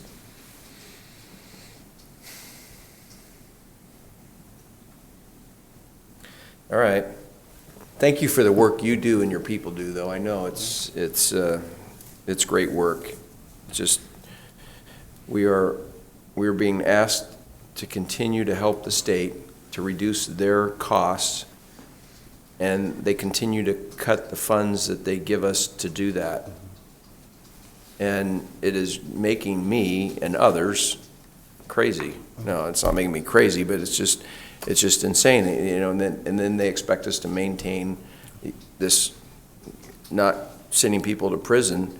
And at some point in time, we're going to end up reversing the cycle that we've been on the downturn because we've been doing such a good job with these programs. Yeah, okay, great. I said it enough. I must have got up too early this morning or something. Is that what it was? Probably. Okay, I can take a motion. Mr. Chair, I move that we approve the incoming funds intergovernmental agreement with the Oregon Department of Corrections for the 2019-21 biennium ending June 30th, 2021 in the amount of $486,905 to divert qualified offenders with custody of minor children from prison to probation with the intent of keeping families intact. Second. Yeah, motion and a second. Any further discussion? Seeing none, all those in favor signify by saying aye. Aye. Aye. Aye.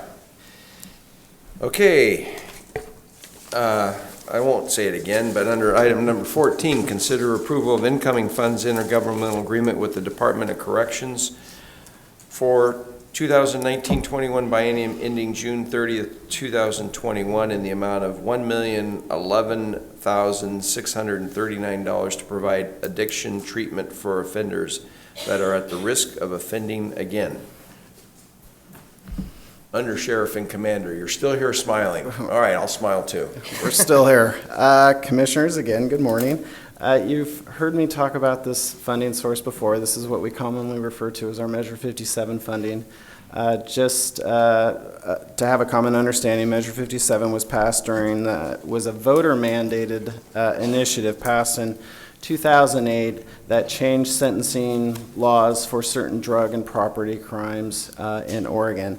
One thing that's often forgotten is it does also mandate the Oregon Department of Corrections to give grants or stipulate to grants to counties to address this target population, whether for reentry or on probation. When this bill passed, we were in our initial conversations with Chemeketa Community College and exploring a concept, again, that originated from Washington State to do a collaboration with the college, treatment programming to provide supports, employments, and ultimately those talks and that plan and this funding became what is now known as our Student Opportunity for Achieving Results program.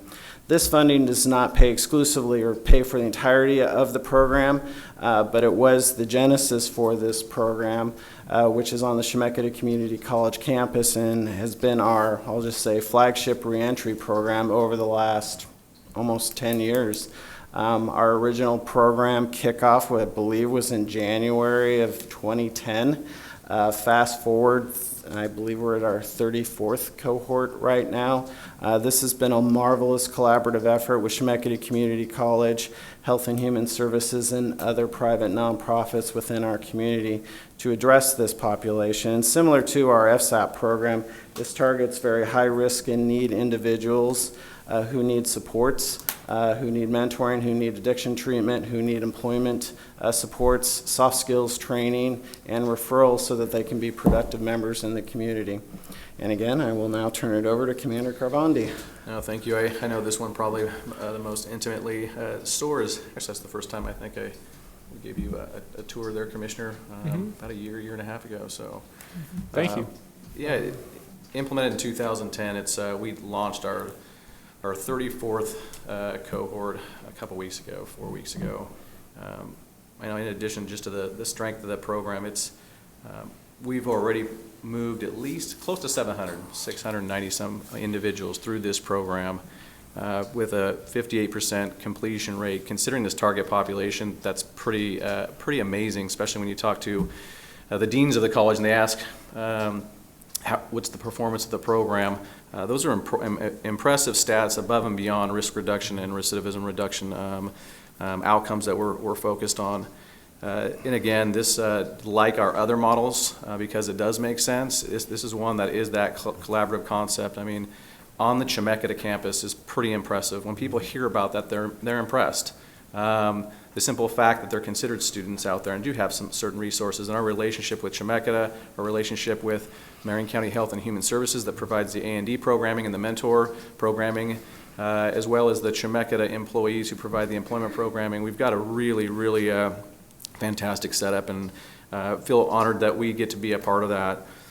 Like any program, you can have the best curriculum possible, but at the end of the day, it comes down to our staff. Our program has phenomenal impacts, but our staff are the ones implementing this, and they're rock stars, and they are doing a fantastic job. The weight, though, when you start talking about recidivism, SOAR, we've been tracking this for a period of time now because it's almost been 10 years worth of data. It has probably the most, I guess when you're talking recidivism reduction, has the most, I guess, confidence in the numbers in terms of all four old and new definitions of recidivism. And I'm a bar graph chart guy. When you look at those side by side, graduates and non-graduates of like population, it's pretty impressive. There's clear separation in terms of performance, and so it's just nice to see that we're paying attention to it, because it also helps us modify and fill in gaps if we identify them as well. So, and with your approval, we'd love to continue. I'm going to my first graduation in November. Oh, you'll get blown away. Attended several of them. Should I ask the question? Or are you going to answer it before I ask it? Up or down? The funding level is flat. That's an it's improvement. Essentially, it's a very slight improvement. It's essentially the same as we had received last biennium. That said, this is one of those funding streams, unlike FSAP, where our county allocation impacts the Measure 57 funding level. And so as we went down from 9.4% to 9.1%, our commensurate share of that Measure 57 pot of money went down slightly, although the actual dollars are about the same.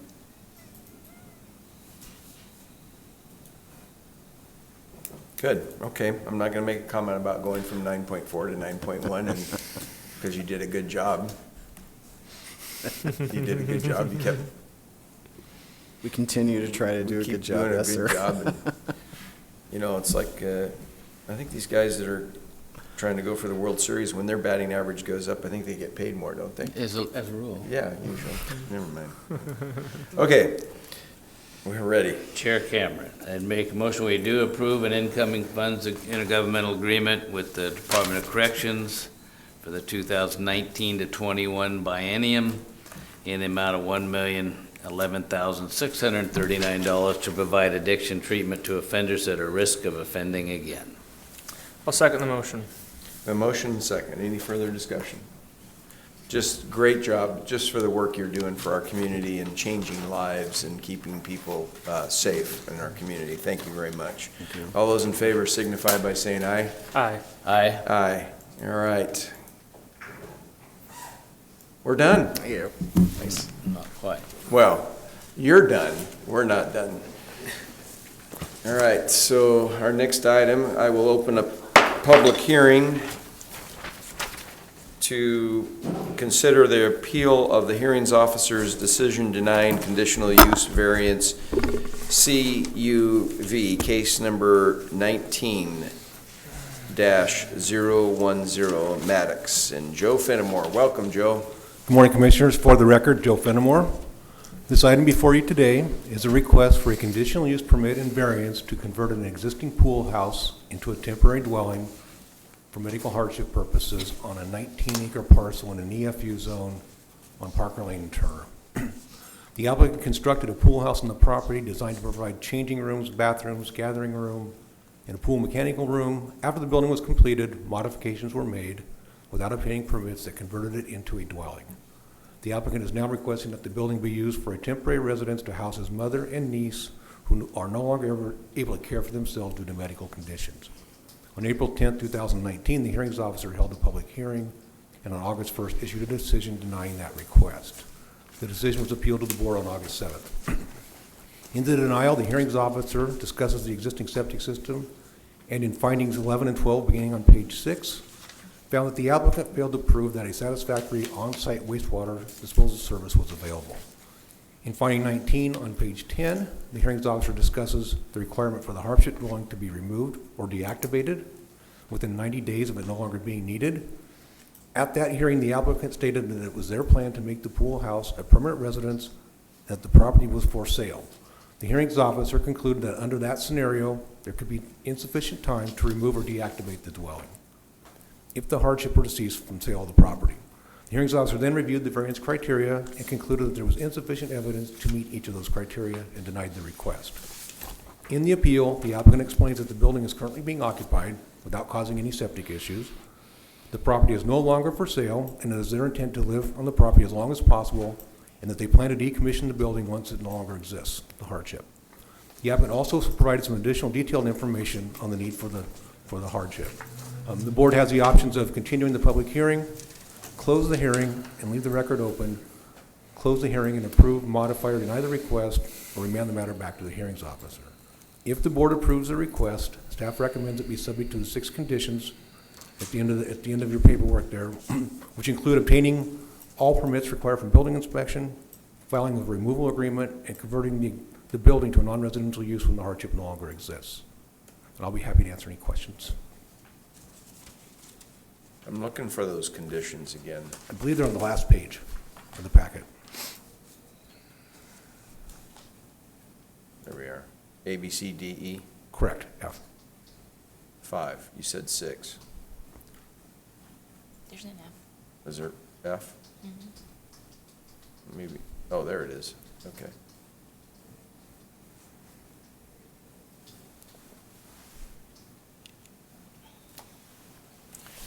If I could, Joe, I always look for recommendations that really give us some direction. You're pretty vague here. I think I would reserve that until after the All applicant has right, made and their I'll ask presentation. that question after. Yes. Okay. I see your conditions, yeah. All right. Thank you, Joe. We'll have you back up. All right. Thank you. So, Eric and Doris, do you want to come up together or separately? Together's fine. You can go right over there where Joe was sitting. Welcome, and for the record, if you just introduce yourself.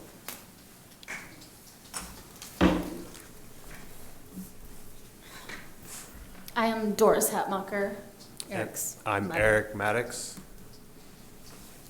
Great. It's all yours. We're here to listen. Well, I think my mother had wrote a letter. I don't know if you guys all got a copy of that. Yeah. Basically changing our argument. But the biggest thing for us as a family is we're trying to keep everybody together. I have a couple of my nieces living with me from a broken home, and we're trying to farm our land. Well, we're trying. Trying is the key word. And moving a mobile home or something like that that's a non-foundation structure, I guess, which is allowed in some hardships, would take up some of that farmland, and we need that to continue to make the money. And we plan on not moving anymore. I mean, we're going to save the farm and stay there. And so I think those were two of the biggest changes to the original, I don't know if you'd call it an appeal, or the original meeting we had here. Moving, like, let's take a mobile home for an instance, and we put that on the property and we got that cleared for our hardship, would have to be farther away from the main house. So taking care of my niece in times where my mom's gone, or even helping my mom out when she needs it, if she has a flare up, is farther away, is more difficult for my wife and I to take care of them the way we need to take care of them. So I don't know if we need to read the letter to you, or those are just kind of some of the changes that we decided to make that we thought would help get this done. You're the owner of the property, right? Yeah. How long have you owned the property? About 4 years. 4 years. And did you build the pool house? No, you bought it with it. Pool house already there. No, we built it. Oh, you built it. Mm-hmm.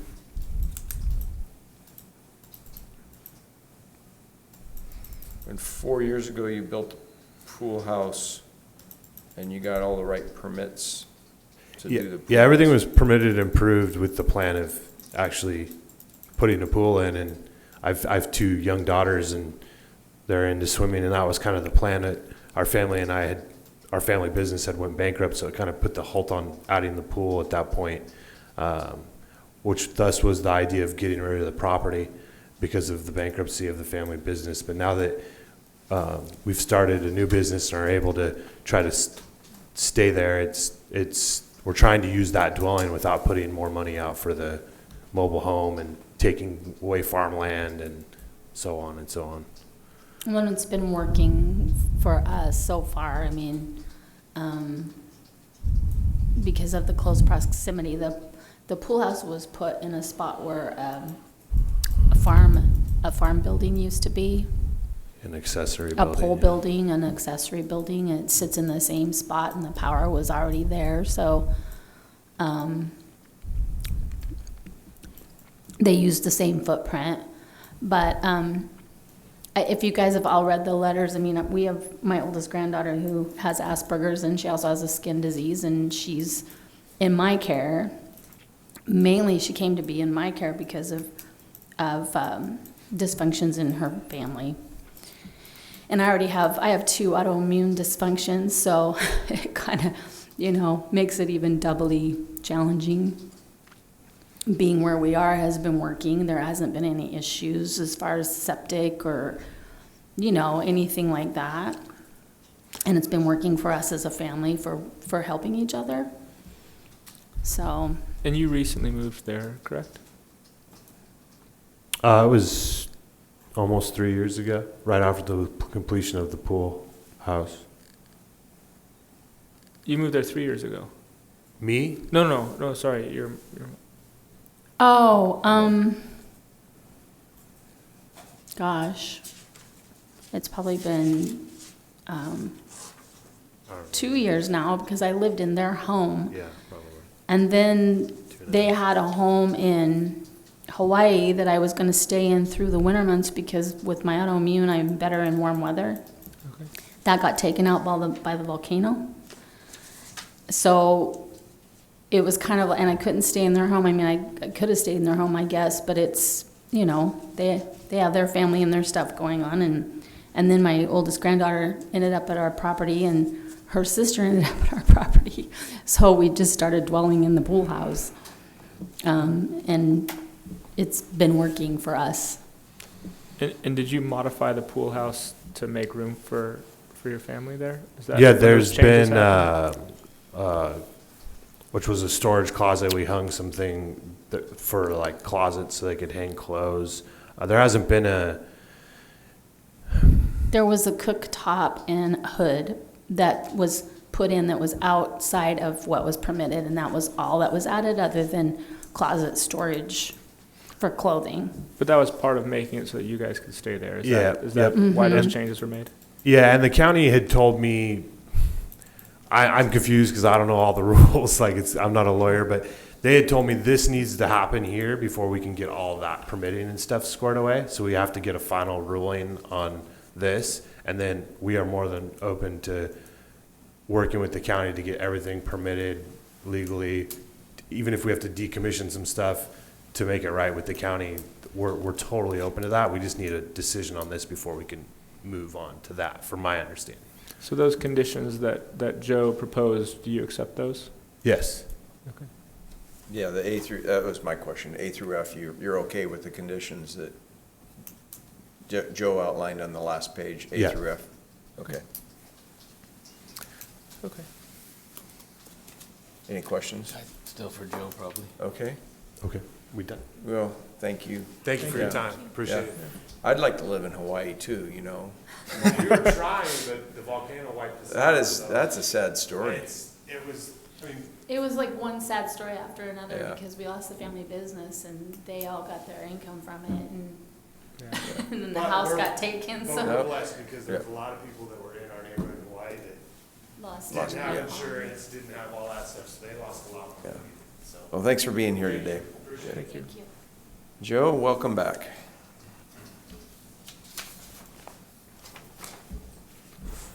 Once again, for the record, Joe Vandermoor. Yeah, go ahead. Commissioner? Well, back to the original question, I was trying to ask you what your real recommendation is, but can these conditions be met, and in particular discuss sewer? I'm not seeing it, I didn't try to go back that hard, but on using the prior facilities, tank, et cetera, do they have to put in their own? Tell us more about it. They are probably going to have to do something to the septic system. We don't know what that is yet because you can't get the septic people out until you actually pay for a permit. And so, because, building inspection is, they go by cost. So once they come in and make that application, then they can go out and look and see exactly what needs to be done as far as permits go. Then they have to come back in and buy whatever permit is required at that time and do the work. So that's the way the process would work.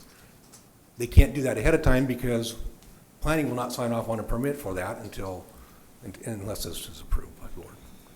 I think if the hearings officer would have had this same information from them at the hearing, that the decision probably would have been different. And squaring it up with the FU rules, this does that enough, or just kind of It'll ignores be it? considered a temporary home. They'll get a Okay. notice each year when it's time to renew. Once it's no longer needed, then we'll have that document where they have to convert it back. All right, thank you. Wow. It's interesting. I've always thought we base septic systems on bedrooms, not on bathrooms, or the amount of people that are in a facility. No, not right now. So, Joe, any comments on that? I just understand that when they looked at it, got the permit for the pool house, since it wasn't a residence, it didn't have bedrooms, they used whatever process they used for that type of structure and made them have the septic system based on that. Once you starting putting bedrooms in there, then that changes the DEQ rules. as Because far somebody's living there full-time and you have more volume, obviously, right. Also heard that there hasn't been an issue, but they're gonna have to go, by accepting these conditions on here, they're gonna have to go through that process and see if they have to make some larger changes to the septic system, even though it has been working. And I did ask the on-site wastewater specialist if there was room, if he believed there was room, if they needed to do more, and he said there's definitely enough room. So it can be fixed in his opinion. It can be? Yes. Okay, good, all right. Let's see.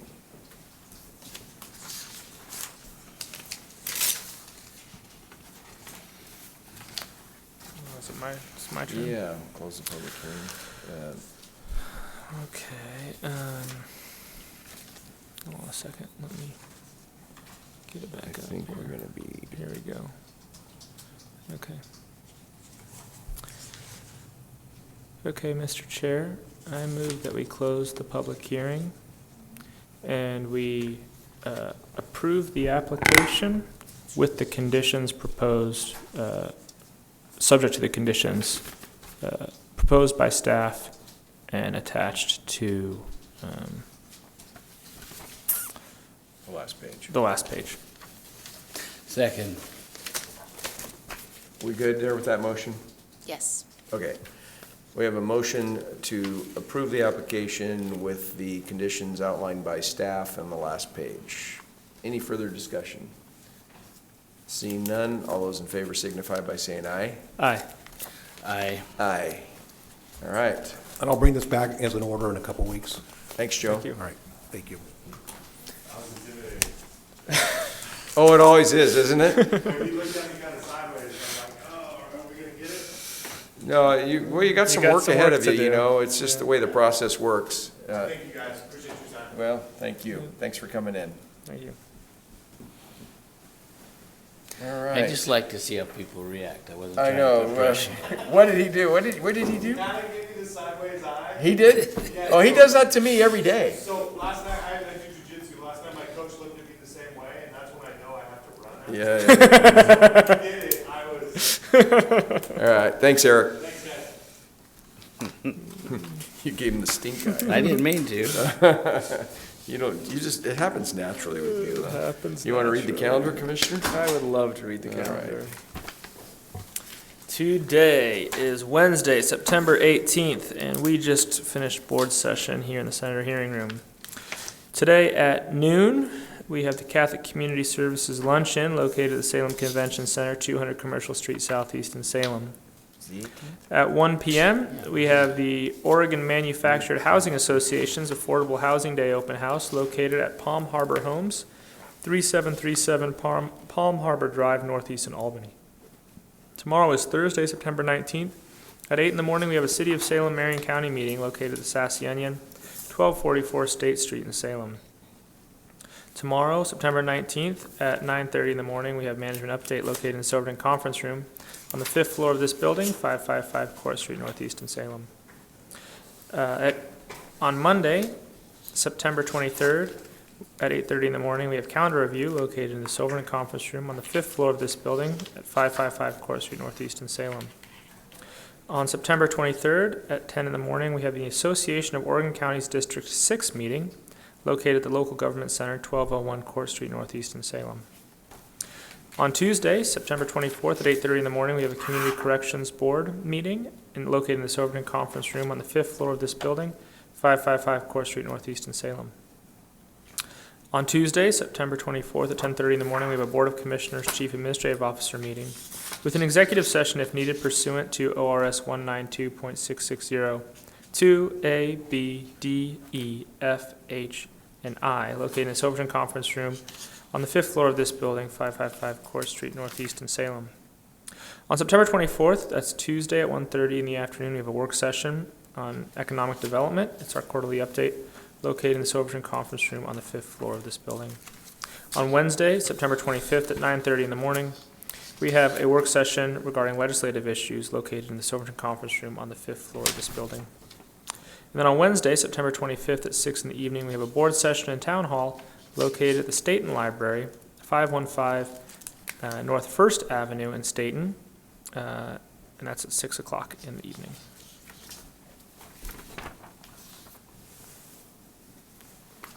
I hear we have a work session on legislative stuff. I guess so. There's still hope, maybe, even after all my comments today. After your comments, there's now no longer hope. There was, before your comments, there was hope. Yeah.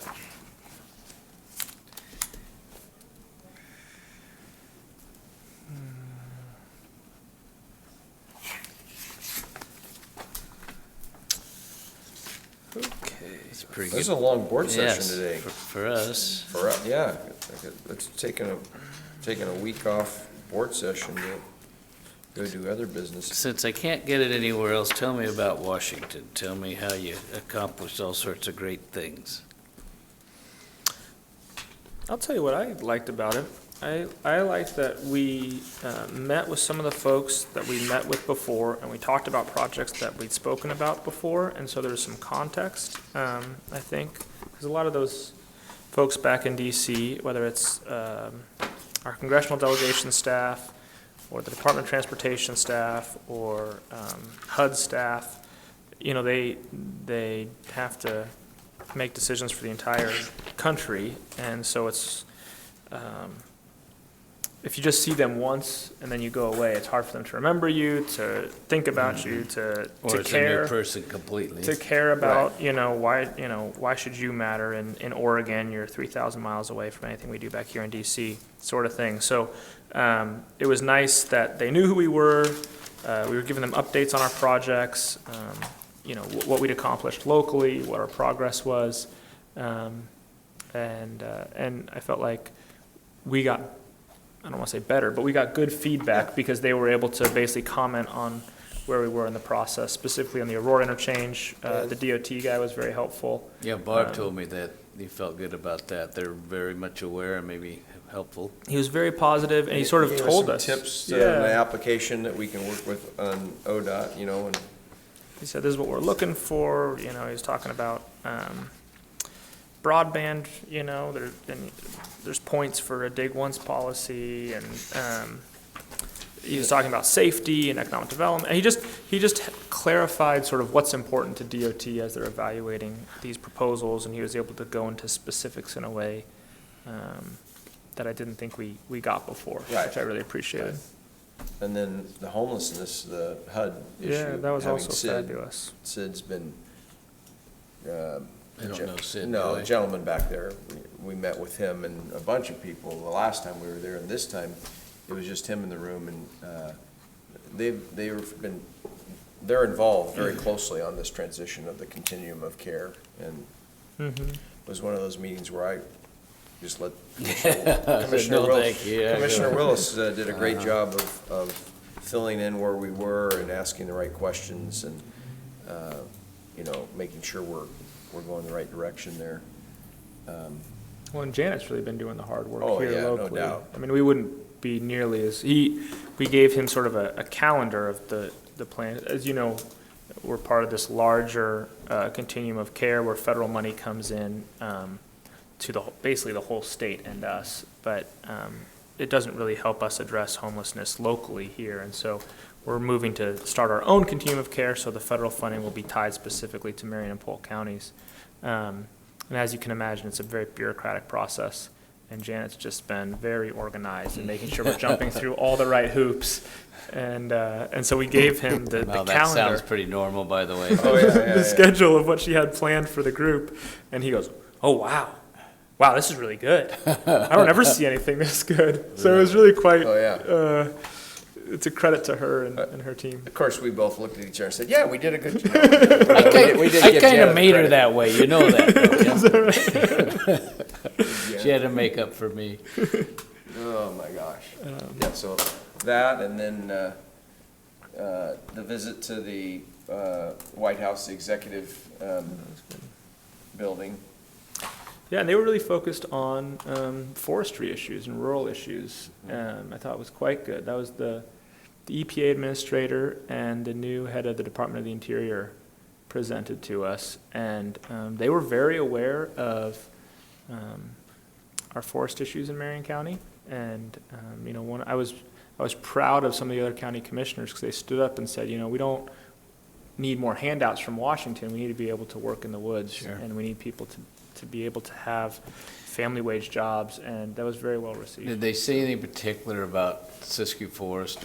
And the other one that's important to us, and nobody gives enough credit, waters of the United States. There's something's happened while I was out. But under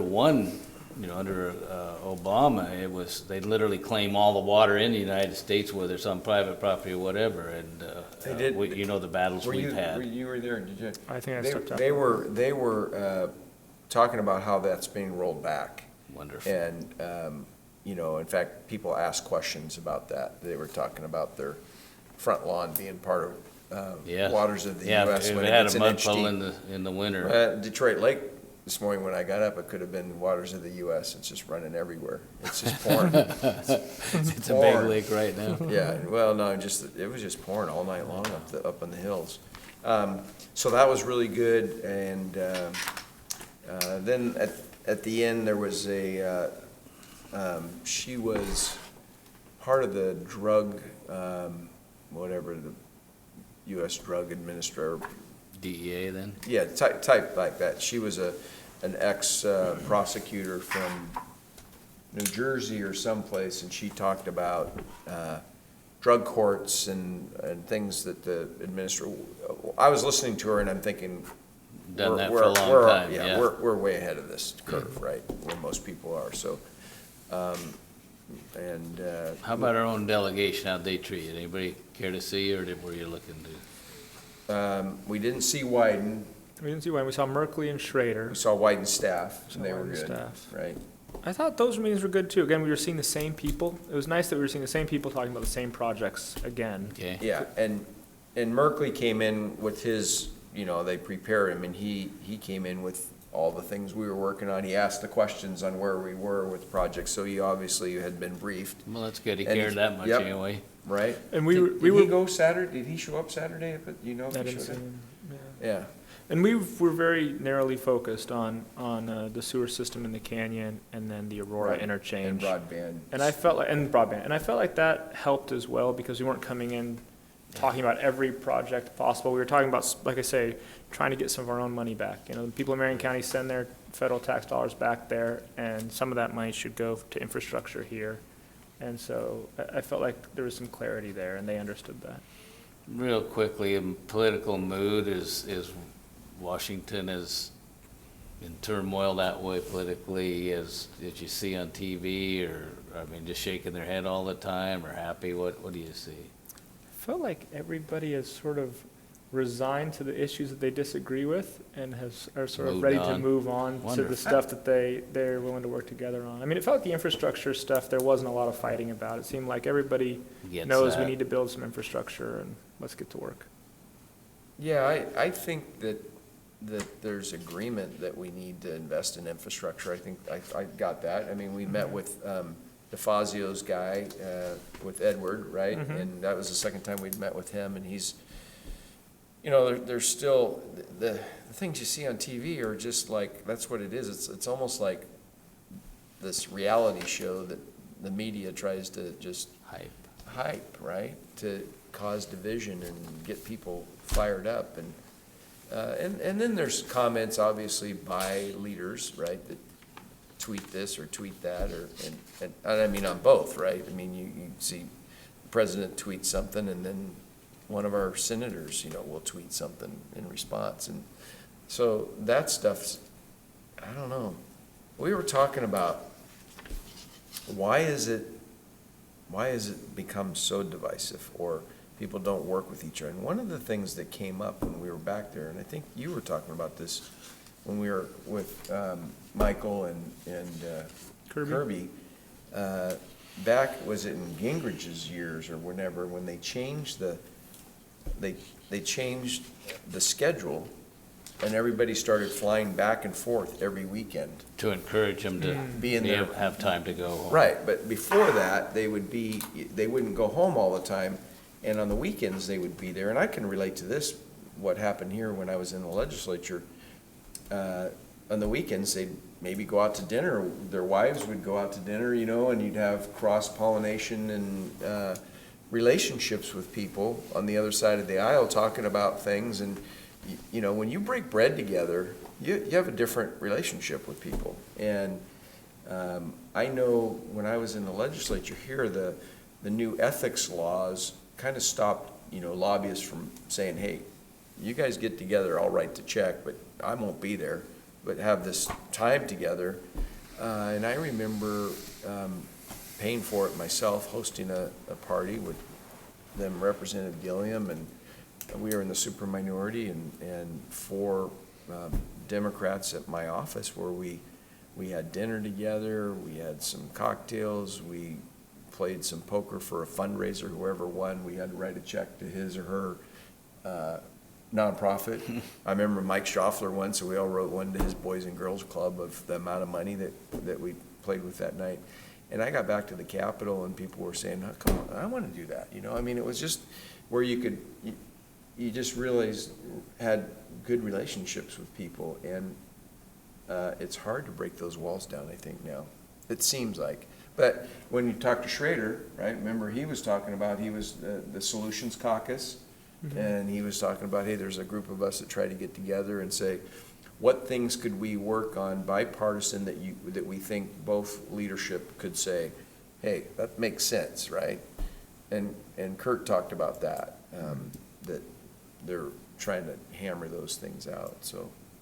And I think obviously there's a place where you disagree to say, hey, I disagree, and this is why. But I think there's also, it's important when your interests align to work together for your shared interests. And so I think that's something that I took away from it is, you know, if we can get a solution to the sewer system in the canyon, if we can get a solution to the Aurora interchange and some of our traffic issues up in North County, that's good for our congressional delegation, that's good for us, that's good for the people.